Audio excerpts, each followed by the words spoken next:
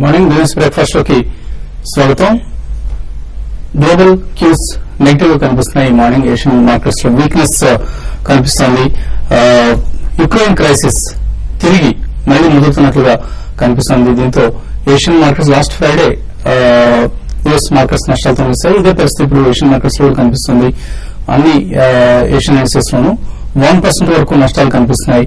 And FOMC monetary policy ఉంది 29-30 తేదీల్లో. దీనిలో మరొక $10 బిలియన్ క్వాంటిటేటివ్ ఈజింగ్ ఉపసంహరణ ఉండొచ్చు, ట్యాపరింగ్ అంటాం మనం. సో అది జరగచ్చు అన్న అంచనా ఉంది. అలాగే రకరకాల గ్లోబల్ క్యూస్ ప్రస్తుతం మార్కెట్స్ మీద ప్రభావం చూపిస్తున్నాయి. మన మార్కెట్స్ విషయానికి వస్తే ఇక ఎన్నికల సీజన్ ఇది, ఎన్నికల వారం. మన రాష్ట్రానికి సంబంధించి కూడా ఎన్నికల వారం బిగినైంది. ఎల్లుండి తెలంగాణలో, అలాగే వచ్చే వారం బుధవారం సీమాంధ్ర ప్రాంతంలో ఎన్నికలు జరగబోతున్నాయి. సో ఓటు వేయడాన్ని మాత్రం నిర్లక్ష్యం చేయవద్దు, బద్దగించవద్దు.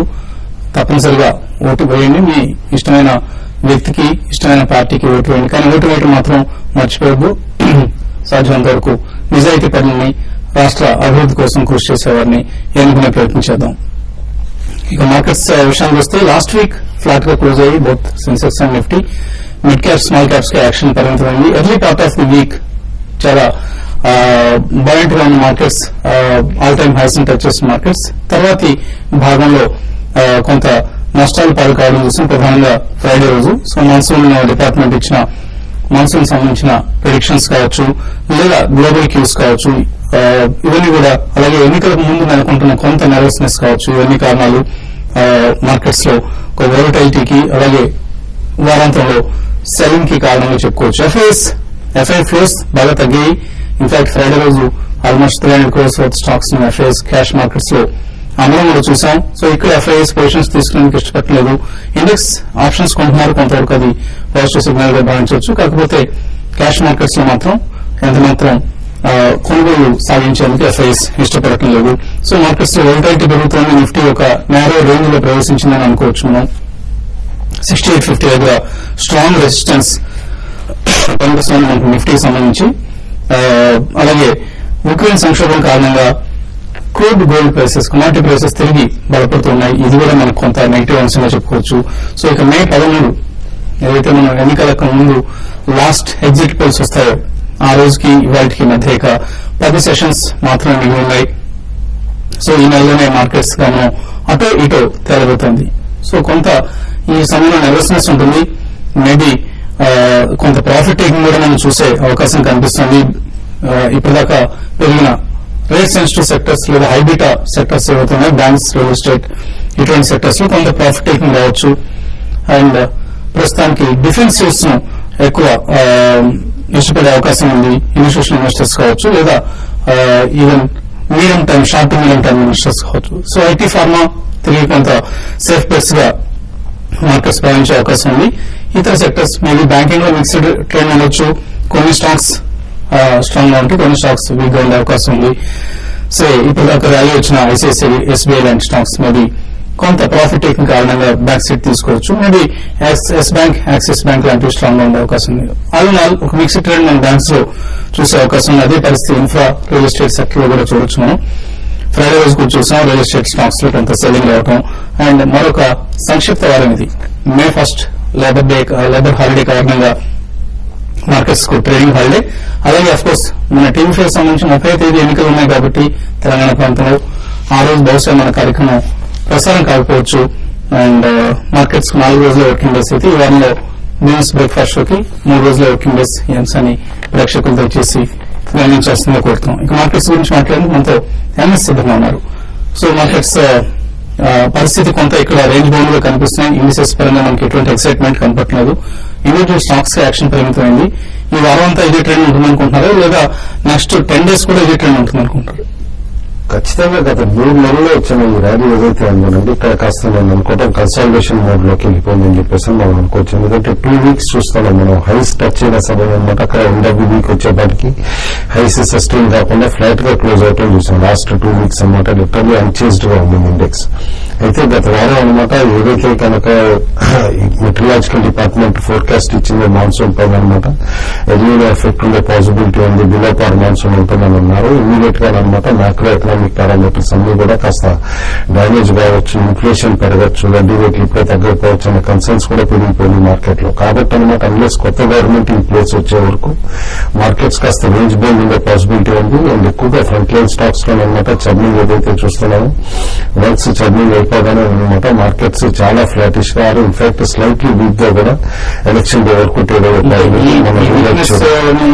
ఆసరాలు చేసుకుని ఇక్కడ బైక్ వెళ్ళొచ్చా లేకపోతే స్టే అవే ఫ్రమ్ మార్కెట్స్ అంటారా? బయట ఏమని చెప్తాను అంటే బట్ వ్యూ అనమాట horizon definitely 6 months to 1 year horizon ఉన్నానే బై చేయాలన్నమాట. అంతేగాని ఏదో మళ్ళా తిరిగి May 7 తర్వాత రిజల్ట్స్ 16 తర్వాత కన్ఫర్మేషన్ రాగానే ఇమీడియట్ గా మార్కెట్స్ పెరుగుతాయి అనే హోప్స్ తోటి మాత్రం వద్దంటాను. ఎందుకంటే Q4 రిజల్ట్స్ ఇది రిజల్ట్స్ వచ్చేస్తుంది. చాలా వరకు ఫ్రంట్ లైన్ ప్రైవేట్ బ్యాంక్స్ కూడా మనం చూస్తాము బెటర్ దాన్ ఎక్స్పెక్టేషన్. ఇంత ఛాలెంజింగ్ ఎన్వైరన్మెంట్ లో కూడా మంచి రిజల్ట్స్ ఇచ్చినాయి. ఐసిఐసిఐ గానీ యాక్సిస్ గానీ, ఎందుకంటే ఎన్పిఎస్ కూడా బెటర్ని కంట్రోల్ చేసుకోగలిగింది. కాబట్టి ఆపర్చునిటీ కరెక్షన్ లో బ్యాంక్స్ లో కూడా రావచ్చు అనమాట. కాబట్టి కరెక్షన్ వచ్చింది కదా ఇక్కడి నుంచి ఇక markets once for all peak అయిపోయింది మళ్ళా పడిపోవచ్చు అనుకోవడం కూడా మిస్టేక్ అని చెప్పేసి అంటాను. అయితే ఈ వారం చాలా న్యూస్ కూడా యూఎస్ అన్ఎంప్లాయ్మెంట్ రేట్ వస్తుంది, యూరోప్ అన్ఎంప్లాయ్మెంట్ రేట్ వస్తుంది, మనది పిఎంఐ డేటా వస్తుంది, చైనీస్ పిఎంఐ డేటా కూడా వస్తుంది. ఇవన్నీ కాకుండా యూఎస్ ఫెడ్ పాలసీ డెసిషన్ కూడా ఉంటుంది. కాబట్టి ఇన్ని డేటా ఉంది ప్లస్ అనమాట 7th 8th ఫేజెస్ అనమాట ఎలక్షన్స్ కూడా ఉంటాయి. కాబట్టి మార్కెట్స్ ఖచ్చితంగా అల్ట్రా కాషియస్ గా ఉండొచ్చు. మార్కెట్ ప్లేయర్స్ కూడా రిస్క్ తీసుకోవడానికి వెనకాడచ్చు అనమాట. కాబట్టి రేంజ్ బౌండ్ ఉంటుంది. టెక్నికల్లీ మాత్రం నిఫ్టీకి 6750 మేజర్ సపోర్ట్ కావచ్చు అనమాట, షార్ట్ టర్మ్ సపోర్ట్. అదంటూ బ్రీచ్ అయితే ఆల్రెడీ ఒకసారి 6675 వరకు టెస్ట్ చేసే పాసిబిలిటీని కూడా మనం రూల్ అవుట్ చేయడం. But broad trading range of 6700 to 6850 setup అయింది for next 1.5 week to 2 weeks అని చెప్పేసి అనుకుంటున్నాం.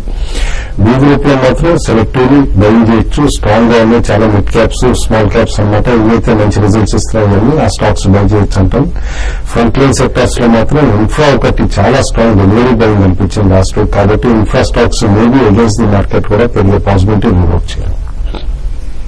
ట్రేడర్స్ ఎటువంటి పొజిషన్స్ తీసుకొచ్చి వారం ఆరంభంలో ఈ వారం ఆరంభంలో మాత్రం కొంచెం కాషియస్ గానే ఉండమని చెప్తామండి. లాస్ట్ వీక్ కూడా మనకి ఫ్రైడే కూడా చెప్పడం జరిగింది కొంచెం కాషియస్ గా ఉండమని. సో ఇప్పుడున్న పరిస్థితుల్లో హైయర్ లెవెల్ బయింగ్ పొజిషన్ అయితే అంత అడ్వైజబుల్ కాదు. అయితే కొన్ని స్టాక్స్ అవుట్ పర్ఫార్మ్ చేస్తున్న మార్కెట్ పడుతున్నా కూడా ఎక్సెప్షనల్ గా కొన్ని స్టాక్స్ ఉన్నాయి. బట్ ఓవరాల్ కింద అయితే లాస్ట్ ఒక 1 week గా అంటే హైయర్ లెవెల్ ఒక డిస్ట్రిబ్యూషన్ ప్యాటర్న్ ఏర్పడింది. ఒక profit booking kind of selling అనేది మనకు కనపడుతుంది.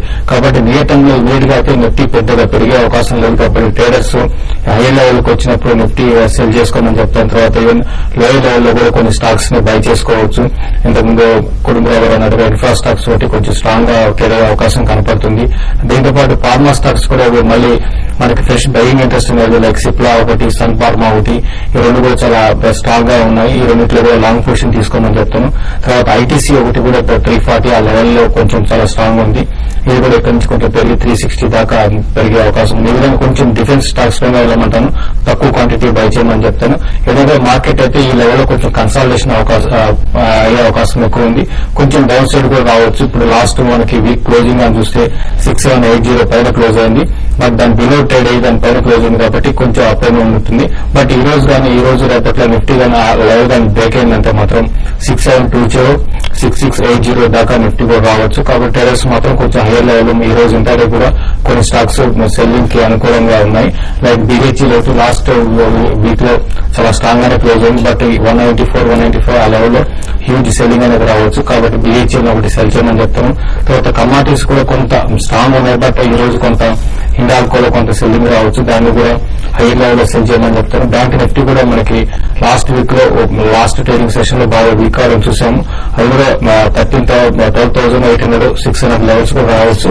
కాబట్టి హైయర్ లెవెల్ లో bank Nifty and banking stocks లో కూడా మరీ ముఖ్యంగా ఇండెక్స్ బేస్డ్ స్టాక్స్ లో కూడా ఎస్ బ్యాంక్ సెల్ చేసుకోవచ్చు. ఐసీసీ బ్యాంక్ అనేది రిజల్ట్ బాగా అనౌన్స్ చేసి బట్ ఒక రిజల్ట్ వచ్చిన తర్వాత కూడా స్టాక్ లో హైయర్ లెవెల్ లో సస్టైన్ కావట్లేదు కాబట్టి వాటిలో కూడా సెల్ చేయమని చెప్తాను. బట్ ఓవరాల్ ట్రేడ్ అయితే మిక్స్డ్ గా ఉంటుంది, ఫ్లాట్ పడే అవకాశం ఉంది. సెకండ్ హాఫ్ లో కొంచెం కరెక్షన్ ఎక్కువ అయ్యే అవకాశం ఉందండి. అలాగే రిజల్ట్ సీజన్ కొనసాగుతుంది. ఐడిఎఫ్సి లాస్ట్ ఫ్రైడే మనకు రిజల్ట్ మార్కెట్ హౌస్ తర్వాత రిజల్ట్ రావడం జరిగింది. డిసప్పాయింట్ చేసింది ఐడిఎఫ్సి రిజల్ట్ లో. అలాగే ఇవాళ హిందుస్థాన్ యూనిలివర్ రిజల్ట్స్ రాబోతున్నాయి. HCl info, goddess consumer, Bajaj Corp, ఇలా చాలా కంపెనీస్ రిజల్ట్స్ రాబోతున్నాయి. సో రిజల్ట్స్ ను కేర్ఫుల్ గా ఎస్కేఎస్ మైక్రో ఫైనాన్స్ కూడా రిజల్ట్ ఉంది కదా. సో రిజల్ట్స్ ని కేర్ఫుల్ గా వాచ్ చేయండి. ఇన్వెస్టర్స్ నుంచి కాల్స్ తీసుకోవడానికి కాసేపు ప్రకటనలో